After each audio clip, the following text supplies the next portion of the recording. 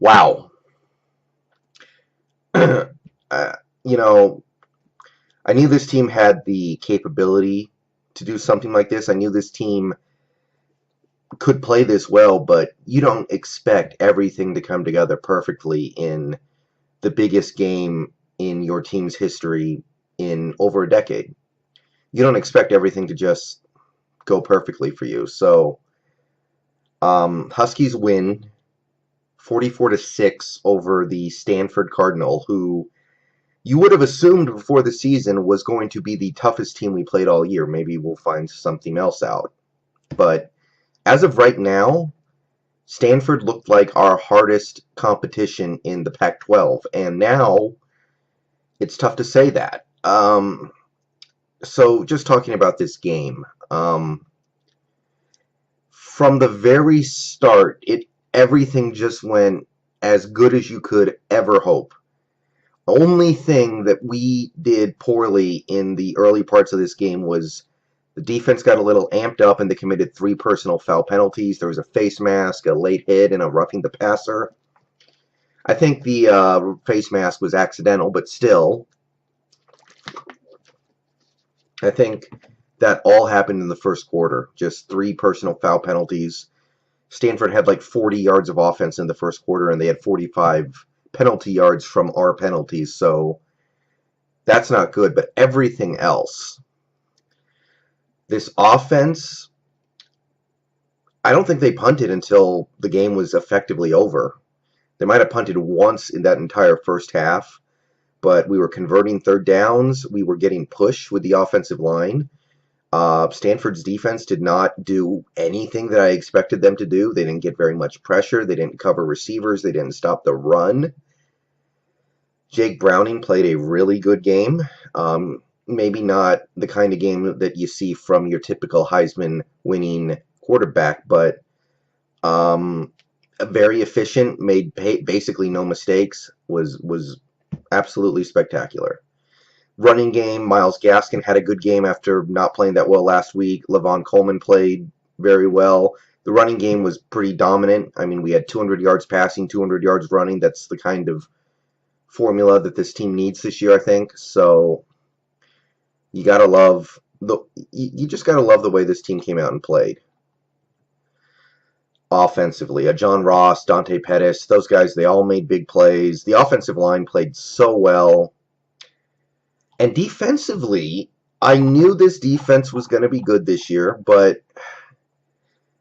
after what I saw last week, I had to reevaluate, and today made me really wonder how to consolidate last week with this week, because we destroyed Stanford's running game. They could not run the ball at all in this game. They had nothing going on the ground.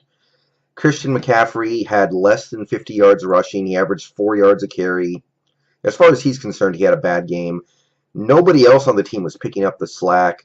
Stanford couldn't really pass the ball. Their offensive line was terrible. We sacked Ryan Burns something like 6 times in that first half. We might have set, damn near a school record for a game against a good team. When you're playing against bad teams that have 1-star recruits on their offensive line, that's different. But Stanford's offensive line was supposed to be good, and they couldn't do anything. Elijah Qualls, Buddha, I'm forgetting the names of some of our pass rushers. We had so many of them yesterday, but they couldn't do anything to stop this pass rush. Even Adam Wuching, I think his name is, who is the worst player on this defense, had a big game, and there was just very little they could do about it. I knew that we could hold down the Stanford passing game, which we really did. We gave up one big play in the passing game to Trenton Irwin, and other than that, it was all we held Stanford down very well. But I didn't think we were going to do that to Christian McCaffrey, who's probably a top 3 player in the nation right now. It's crazy right now. Everything about this game, Cameron Van Winkle missed another extra point, but he made a field goal later. He made all his extra points later, so fingers off the panic button right now. It's just, I knew this team was going to be good this year, but I honestly didn't really think we were going to win the Pac-12 yet. Right now, that kind of feels like the fair expectation because Stanford was the main team that was in our way, and now we beat them 44-6. So it's almost a little nerve-wracking that you set yourself up for having really high expectations down the line, but just so good in every aspect of the game. Like we could do no wrong yesterday, and I haven't seen this team play a game like that against a team this good in a while. We've won games against ranked USC teams, ranked Stanford teams, but nothing like this. I don't want to say that I feel like we should be able to win all of our remaining games because we won this game, but kind of feels like that.